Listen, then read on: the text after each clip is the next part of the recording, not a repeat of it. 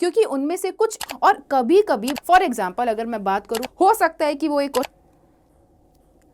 आप सभी ने टिप्स ट्रिक्स स्ट्रैटेजीज की तो बहुत सारी वीडियोस देख ली होगी यूट्यूब पे, बट उससे पहले केमिस्ट्री का एक इंटैक्ट और एग्जैक्ट सिलेबस जानना बहुत ज़रूरी है, क्योंकि उनमें से कुछ ऐसे चैप्टर्स हैं जिनको आपको अवॉइड करना पड़ेगा या फिर एंड तक ले रखना पड़ेगा। यस, क्योंकि हमारे केमिस्ट्री में अराउंड 30 to 32 चैप्टर्स है which comes in are JEE main, और कभी कभी बच्चों के इतने क्वेश्चन आते हैं कि वो उन सभी चैप्टर्स को कंप्लीट नहीं कर पाते। So if you want to know how to score best and किन चैप्टर को अवॉइड करना है एंड कौन से हाई वेटेज चैप्टर है, इस वीडियो को आप एंड तक देखना। So my name is Kriti, I'm your chemistry educator and this is our channel that is ATP Star, जहाँ पे आपको सारी इन्फॉर्मेशन एग्जैक्ट मिलने वाली है। फॉर एग्जाम्पल अगर मैं बात करूँ उन लो वेटेज या लेस वेटेज टॉपिक्स के बारे में, जैसे कि सबसे पहले हमारा आता है केमिस्ट्री इन एवरीडे लाइफ, जिसमें बेसिकली हमारे केमिस्ट्री के एप्लीकेशंस है, कुछ उसके यूजेस है, उसके बारे में हो सकता है कि वो एक क्वेश्चन आ जाए, बट वो हो भी सकता है कि वो क्वेश्चन आपसे अटेम्प्ट ना कर पाए, because it's all about memory based. Practical chemistry, जिसमें हमारे अल्कोहल्स को पहचाना, डिफरेंट डिफरेंट अल्कोहल डिग्री के बारे में जानना, how to determine different different carboxylic acids, या अगर हम बात करें अमाइंस का टेस्ट, डिफरेंट डिफरेंट, वो सब हमारे ऑर्गेनिक के साथ कंप्लीट हो जाती है, अलग से पढ़ने की हमें ज़रूरत नहीं पड़ेगी। एनवायरमेंटल केमिस्ट्री, मेटलर्जी भी बहुत ही कम हो चुका है आजकल जेई का part. Nuclear chemistry has actually left, जिसमें हमारे एनटीए भूल ही गया है कि न्यूक्लियर केमिस्ट्री नामक चीज़ भी है। मैं एक 6 चैप्टर का नाम लूँगी, वो ऐसा चैप्टर है कि अगर आप उसको एंड के लिए रखें या उसको बेसिक्स के लिए समझे, वो एज अ चैप्टर कभी उससे एक क्वेश्चन नहीं बनेगा। It is always linked with the electrochemistry part. तो ये तो हो गया कि कौन कौन से चैप्टर्स आपको अवॉइड करने हैं, बट किस तरीके से आपकी अप्रोच होनी चाहिए किसी भी मॉक टेस्ट या किसी भी एग्ज़ाम के लिए, उसकी एक बार बात कर लेते हैं। So what is the best way to approach chemistry before your exam. देखो, मैं टिप्स ट्रिक्स के बारे में ज़्यादा बात नहीं करती हूँ, क्योंकि वो सब बात कर रहे हैं। मुझे ये बात करनी है कि एक्चुअल में आपका क्या वे होना चाहिए, और एक ही स्लाइड में वो कंप्लीट कर देते हैं।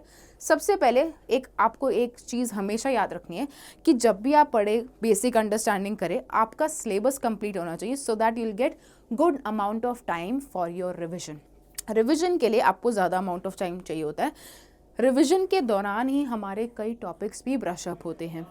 What is the better understanding, always the best thing, कि अगर आपको कॉन्सेप्ट्स की बेटर अंडरस्टैंडिंग है and you have time for practising papers and mock test, तो आपके लिए एक बेस्ट सोल्यूशन है। कई बार बच्चे क्लास के दौरान क्वेश्चंस को अटेम्प्ट कर लेते हैं, but when they go home and they try to solve numericals, तो उनको बहुत ज़्यादा इशू आती है। और उसी के लिए हम आपके लिए एक स्पेशल बैच लाने वाले हैं, that is called as Abhyas batch, जिसमें आपका अभ्यास होगा of all the questions you are facing any kind of issues. जैसे कि अगर हम वो क्लासेस भी रात में रखने वाले हैं, जहाँ पे हम लाइव लेक्चर में आप सभी के साथ क्वेश्चन प्रैक्टिस करने वाले हैं। वो टाइम जब आप प्रैक्टिस कर रहे हो, वो आप हमारे साथ करोगे। So if you want to know more about Abhyas batch, description box में एक गूगल फॉर्म है, उसको फिलअप कर लेना। Better preparation and less stress and anxiety. सबसे पहले तो सब कुछ स्ट्रेस एंड एंग्जाइटी भूल जाओ कि तुम्हारे को कोई प्रॉब्लम है, तुम्हें ये साल ये करना है एंड ऑल। अगर तुम ये टारगेट रखो कि मुझे अपना बेस्ट परफॉर्म करना है एंड रोज़ प्रैक्टिस करनी है, तो ये सब पार्ट भी एलिमिनेट हो जाएगा। इफ़ यू टॉक अबाउट कि अगर आपका एक बार सिलेबस कंप्लीट है and you are doing good revision, then you will be developing your critical thinking and the problem solving skill. अगर आपका सिलेबस ऑन टाइम कंप्लीट हो गया है, तो you have good amount of time जहाँ पे आप डिफरेंट प्रॉब्लम्स को अप्रोच कर सकते हैं एंड उसको डिफरेंट तरीके से सॉल्व कर सकते हैं, क्योंकि पेपर के टाइम सब फैक्टर्स आ जाते हैं, whether it is the time factor, speed factor, कितना कम टाइम में आप कितने ज़्यादा क्वेश्चन कर रहे हो, एवरीथिंग कम्स इन वन। तो आपको उन सभी चीज़ों को अपनाना है कि जिस तरीके से आप क्वेश्चन को अप्रोच करो वो कम टाइम में हो, एक्यूरेट हो, और हाँ, आपके सारे कॉन्सेप्ट उसमें से क्लियर हों। अब मैं बात करती हूँ उन टॉपिक्स के बारे में जो आपको देने वाले हैं 80+ मार्क्स। यस, जैसे ऑर्गेनिक, इनऑर्गेनिक एंड फिजिकल, तीनों में जो हमारे इम्पॉर्टेंट चैप्टर्स है या इम्पॉर्टेंट टॉपिक्स है उनकी मैंने आपके लिए लिस्ट बनाई है विद देयर परसेंटेज वाइज। जैसे अगर हम सबसे पहले बात करते हैं अपने favourite organic chemistry high weightage organic chapters की, उसमें से हमारा GOC, hydrocarbon, alkyl halides, aryl halides, alcohol जो बेसिकली हमारा क्लास 12 के फर्स्ट एंड सेकेंड चैप्टर है, कार्बोक्सिलिक एसिड, आइसोमेरिज्म। हाँ, मैं आइसोमेरिज्म के बारे में बोलना चाहूँगी क्योंकि आजकल NTA के लिए आइसोमेरिज्म बहुत ज़्यादा फेमस हो रहा है। They are giving lot and lot of questions from the stereo isomerism part specially, तो आप आइसोमेरिज्म को बिल्कुल मत भूलना।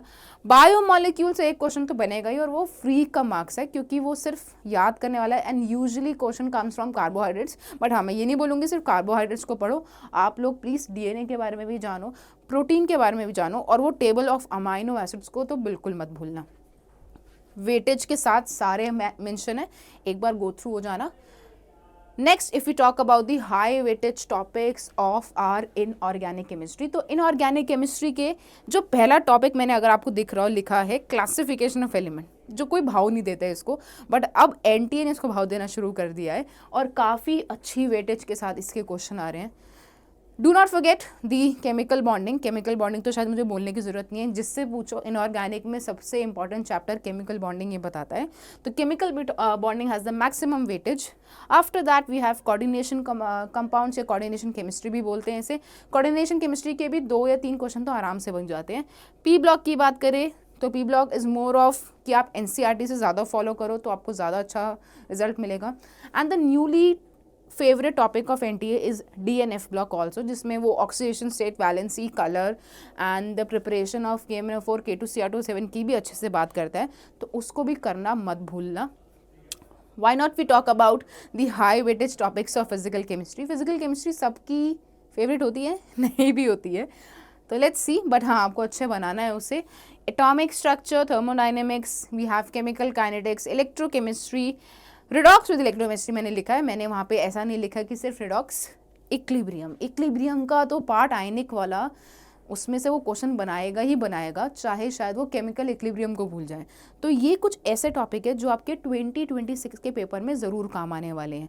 हाँ, और आगे भी चाहे तुम 2027 की बात कर लो, ये सभी टॉपिक इम्पॉर्टेंट रहने वाले हैं। तो अगर आप इन सभी हाई वेटेज टॉपिक्स और लीस्ट वेटेज टॉपिक्स के लिए क्लियर हैं तो आप चीज़ों को बेटर तरीके से ऑर्गेनाइज कर सकते हो, क्योंकि टिप्स ट्रिक्स तो बाद की बात है, वो तो बाद में आती हैं। पहले हमें सिलेबस की जानकारी ज़्यादा इम्पॉर्टेंट है। Last but not the least, if you are interested to enroll and to know more about Abhyas batch, there is a Google form given in the description box. उसको fill up करना मत भूलना। Thank you everyone. Have a nice day. Bye.